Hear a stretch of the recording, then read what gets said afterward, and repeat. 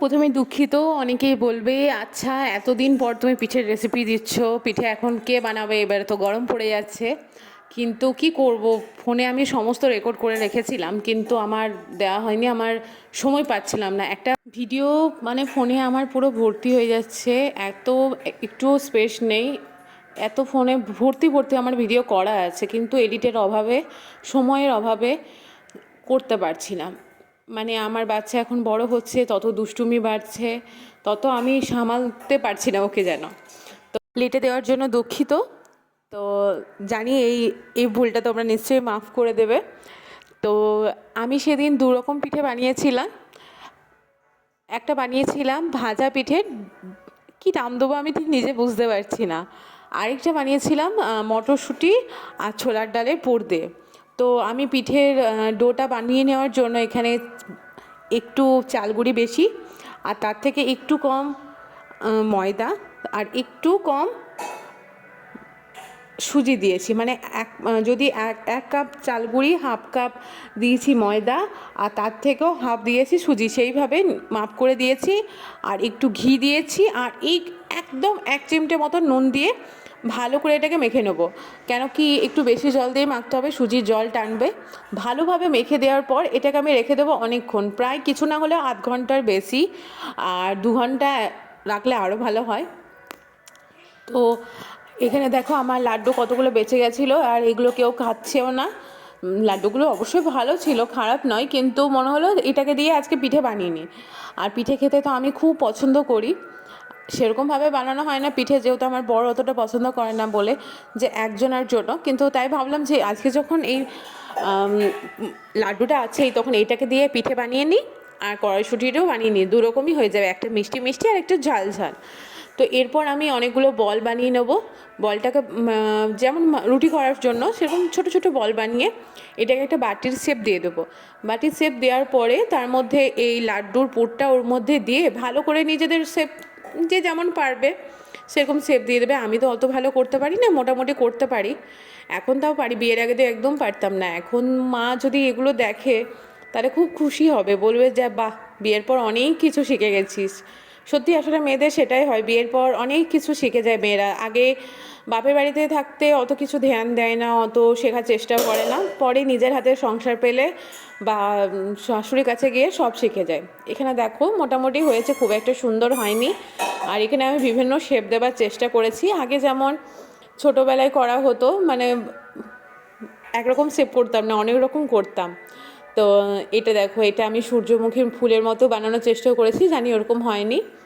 তো আগে বানাতাম, মা কি করতো, মা যখন পিঠে বানাতো চাঁচির, তারপর তিল গুড়ের, তারপর একটা ঝাল পিঠে বানাতো, তো তখন বুঝতে পারার জন্য বিভিন্ন রকম শেপ দিত। কিন্তু আমি এখানে এমনি দেখতে ভালো লাগবে বলেই বিভিন্ন রকম শেপ দিয়েছি। আমার একটাই তো পুর দিয়েছি এখানে, আমি মানে বুঝতে অসুবিধা হবে সেটার জন্য নয়। তো তেলটাকে ভালো গরম করে দেওয়ার পর আঁচটা একটু কমিয়ে এগুলো সব দিয়ে একটু ধৈর্য ধরে ভাজতে হবে। যাদের ধৈর্য কম তারা একটু বলবো এই সময় একটু টিভি দেখে এসো বা ফোন দেখে এসো। কেন কি এই সময় বেশি নাড়াঘাটা করলে চলবে না, এক পিঠটা ভালোভাবে হতে দিতে হবে, তারপর উল্টাবো। আমার তো ধৈর্য আমারও প্রচুর কম, দেখো এর মধ্যে আমি উল্টাপাল্টা করতে এসেছি, কিন্তু দেখলাম যে না, একটা পিঠ হয়ে গেছে, এবারে উল্টে দিই।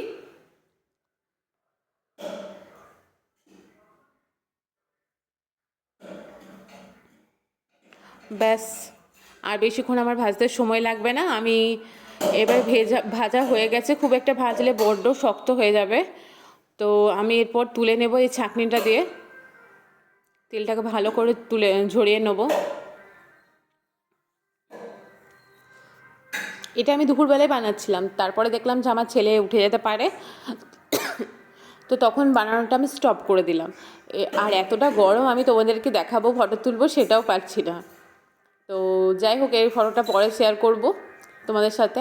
আর এই দেখো, আমি এখনই বসে গেছি গুড় নিয়ে। আর নলেন গুড় কে কী পছন্দ করো বলবে তো। এই দেখো আমার সোনা উঠেও যাচ্ছিল, তো এই জন্য আমি তখন পিঠে বানানোটা স্টপ করে রেখে দিয়েছি। এরপর আমি সন্ধেবেলায় বাকিগুলো ভেজে নেব।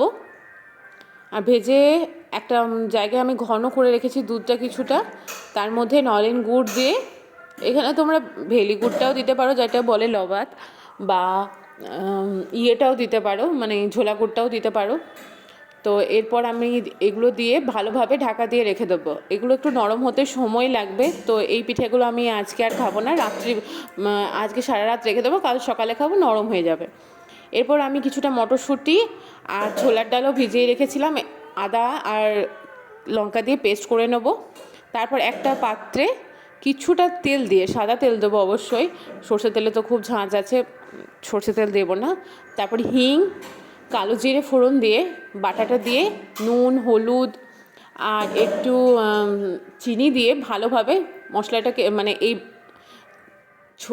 ছোলার ডাল আর মটরশুঁটিটাকে একটু কষিয়ে নেবো। যতক্ষণ দেখবে যে খুন্তিতে লেগে লেগে যাচ্ছে, ছেড়ে ছেড়ে যাচ্ছে, তখন বুঝে যাবে যে ওটা হয়ে গেছে।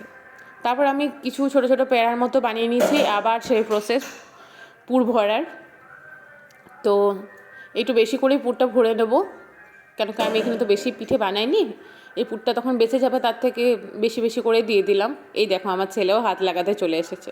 এই দেখো আমার বানানো হয়ে গেছে। আর ভেবো না যে এগুলো ফেটে গেছে, এগুলো আমি মানে হাত ধুইনি বারবার, ওই হাতেই করেছি তো ওই জন্য ওপরে লেগেছে, এটা ফাটেনি। আর আমি এখানে জল ভাপাতে দিয়ে দিলাম সেদ্ধ করার জন্য। এর সময় না আমার হঠাৎ মনে পড়ছে একটু অয়েল ব্রাশ করে দিলে ভালো হতো, আমি তো অয়েল ব্রাশই করিনি, কিন্তু শেষে পরে দেখলাম না, সেই জন্য কোনো প্রবলেম হয়নি। এরপর আমি সবগুলোই ভালোভাবে সাজিয়ে ভাপাতে দিয়ে দিলাম। মোটামুটি আমি 20-25 মিনিট মতো ভাপাতে দিয়েছিলাম। তো তারপর আমি ঢাকনাটা খুলে দেখছি, বাপরে এত ধোয়া, আমার ফোনটাকে ভালোভাবে পরিষ্কার করতে হবে, তারপর দেখা যাবে।